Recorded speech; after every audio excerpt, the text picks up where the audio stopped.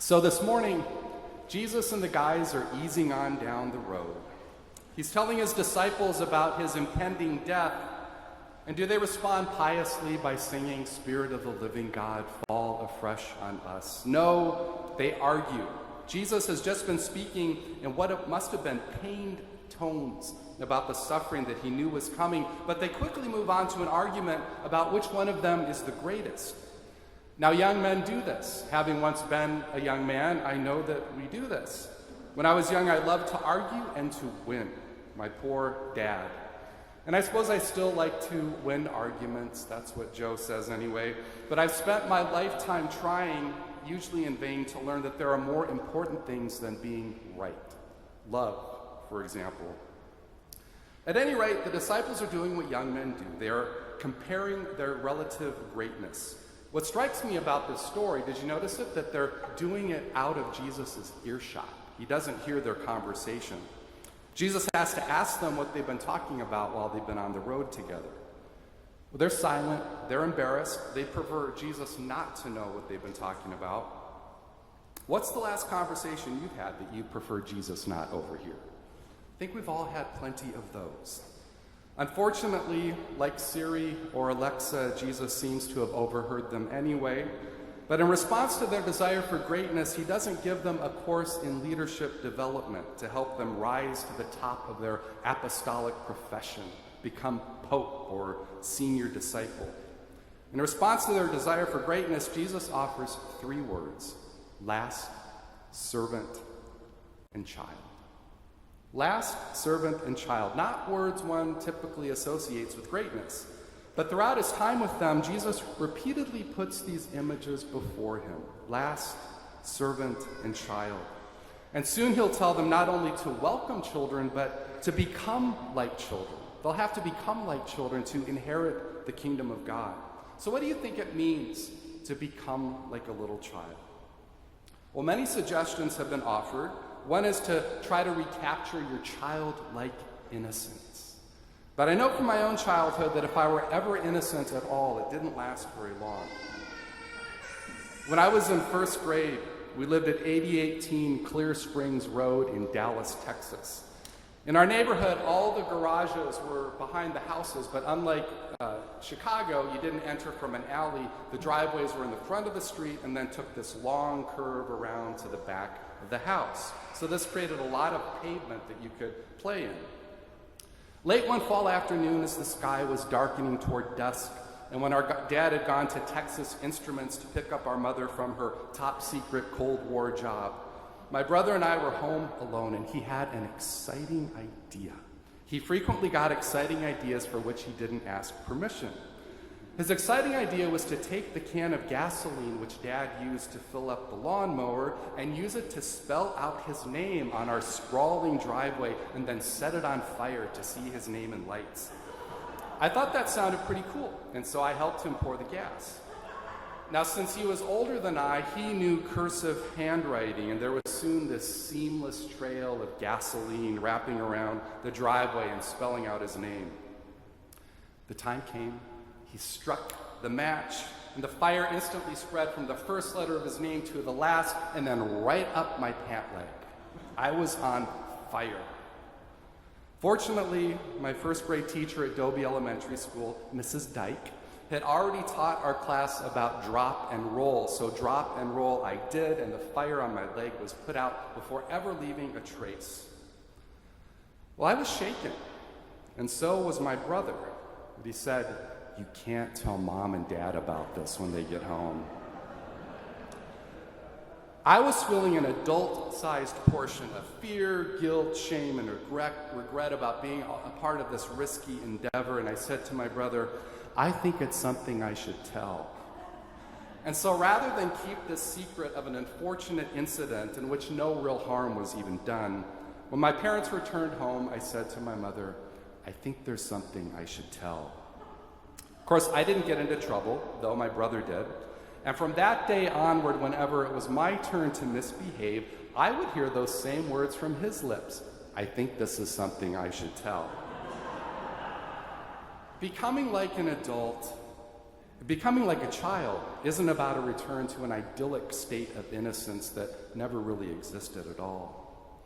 So what else might it mean? One suggestion that I believe has a great deal going for it comes from the Brazilian liberation theologian Rubem Alves. If you're not familiar with it, liberation theology is concerned with God's desire for liberation for the poor and for all who are oppressed. Well, Alves asks, what's the activity that's especially typical of children? It's play. Children love to play. So to become like a child, perhaps it's to recapture for us adults our sense of play. Adults are concerned with production, how to prove our worth through our work. And this is what the disciples are arguing about when they're wanting to be great. They're comparing their relative worth. But play, on the other hand, play doesn't produce anything at all. The purpose of play is simply pleasure, fun, joy. Being an adult is about settling down, fitting in, accepting the world on its own terms, engaging in production to allow you to afford that house with the wraparound driveway and all of its furnishings. Play, on the other hand, is non-productive activity. To play is to use your imagination. In play, children create new worlds within this world. To become like children, Alves suggests, is to refuse to accept the life on the terms that have been given us, the terms of consumer capitalism. Play is receiving grace to imagine and to do something new. Remember, after the great work of creation, what did God do on the seventh day?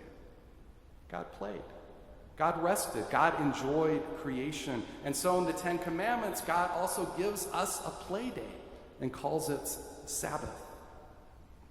Now, I didn't just learn to be a self-righteous tattletale on Clear Springs Road. I also learned to ride a bike. It was a quiet street that kids could play in. Learning to ride a bike is learning to trust in rhythms and power and balance and motion in ways that you don't fully understand or control. Remember that thrill of learning to ride a bike? When I was a kid, riding a bike was purely for the joy and fun of it. My bike took me on adventures along the Rum River in central Minnesota and through fields of gold in southern Idaho. But now I'm a bike commuter. It takes me to work. Commuting is not biking just for the fun of it, it's biking as transportation. But when I find myself pushing the speed, focused on my destination and not the ride, or annoyed at cars, or angry at the lack of protected bike lanes, I have to slow down and remember that little boy inside of me who used to simply bike for fun and receive once again the grace of being alive and the wind at my back. You could say the same thing about pretty much any exercise. As a kid, I never exercised for physical fitness. I ran because it was fun to chase and be chased. It was fun to play duck, duck, goose and kick the can. Play is a radical refusal of the logic of the adult world. Play stands as a protest to the way that adults have organized society. Jesus was playful. He was dead serious about pain and suffering, including his own death. But there is a playfulness to Jesus, and he refuses to give in to despair. He was a bird watcher. He loved to pick flowers and contemplate their beauty.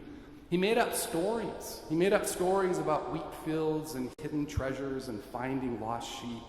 Children were drawn to him. He loved to play. The Westminster Confession of Faith says that the chief end of human life is to glorify God and enjoy God forever. Enjoy God. That's our chief end, to play with God. Some children, of course, get to play more than others. Millions of children do not live on a safe street like Clear Springs Road. They live amid hunger and violence, poverty. Every child has a human right to play. When Jesus picks up a little child and says to his disciples, "Whenever you welcome a little child like this, you welcome me," he's telling us to do whatever we can to make sure that our world is one where children can play. At our last UCAN board meeting, a staff member who works in the Violence Intervention and prevention program, something that we support with the Polar Peace March. He told us about two boys whose lives have been impacted for good by UCAN. One boy was named Doyle, and he had been shot. A UCAN youth development coach worked one-on-one with him over time in the midst of his trauma. And now Doyle himself has been hired by UCAN as a violence interruption coach to help other children. Another coach reached out to a boy named Jarvis who was full of rage after his brother had been killed. And thanks to attention, to one-on-one love, Jarvis is now a senior in college preparing to graduate. This is how trauma is healed, one child at a time. Whoever welcomes one such child in my name welcomes me. Every child is a unique gift from God and is owed love and attention. Every child has a right to play in streets that are safe. So to become like a little child is to engage in a playful act of imagination, and the problems that our world faces desperately need imaginative people. It's not children who've created climate change. Adults have done the dirty work, and we've lacked imagination and the will to change. And it's not just human children that need a welcoming world. To welcome Christ, the Lord of all creation, means to welcome cubs and minnows, tadpoles and chicks, calves, larvae, eagles, joeys, and lambs. Whoever welcomes one such child in my name welcomes me. Episcopal priest Sarah Condon has another perspective on all of this. It's the perspective of a mother. She remarks that there are essentially two things children need: food and hugs. Children are also very needy. Children need to be cleaned up after. They break things, they poo their pants. At the start of this sermon, I mentioned that Jesus brings three words together to teach his disciples how to live: last, servant, and child. Become last, be a servant, and welcome a child. What does it mean to be last? Is it to obsequiously say when going through a door or lining up for a buffet, "Oh no, you first. Oh no, I insist. You go first. I'll go last." Well, who are the servants who come last in the world? It's the people who clean up. It's the people who clear the tables and make the beds, who wash the dishes long after I've left the restaurant. The servants who come last are the sanitation workers at the end of the gay pride parade, cleaning up all those mountains of trash, or who drive through the alley behind your house to take away your garbage. The servant who comes last is a mother who can't afford the luxury of disposables, so she cleans dirty diapers at the end of the day. These are the servants who come last. They show Christ-like grace to the world by cleaning up our messes. They are the people, the servants, that Jesus identified with. Joe and I were recently in upstate New York for the interment of his mother's ashes, and thank you for your many, many expressions of sympathy.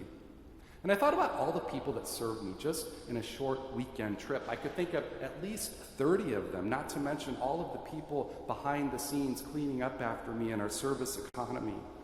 And I was also reminded of how much grown-ups can act like big babies.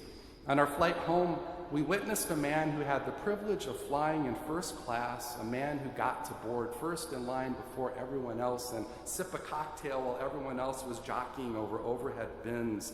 And we witnessed him have a temper tantrum when a flight attendant who was serving him just asked him to please pull up his mask. It's not just children who poo their pants. We all do. We make messes right where we live. We break things. We break relationships. We set ourselves on fire. We've made a mess of God's good creation because instead of playing joyfully in this wonderful world, using our lives in service to others, we've set the world on fire, and the fire is climbing up our pants. Perhaps to welcome a little child means for us to help each other in the messes we make in life, to help each other clean up.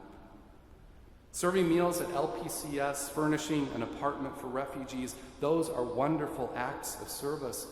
But we also need Christian siblings that we can be honest with. that love us despite our messes, and that help us clean up the messes in our lives and in this world. That's what servants do. Servants help clean up.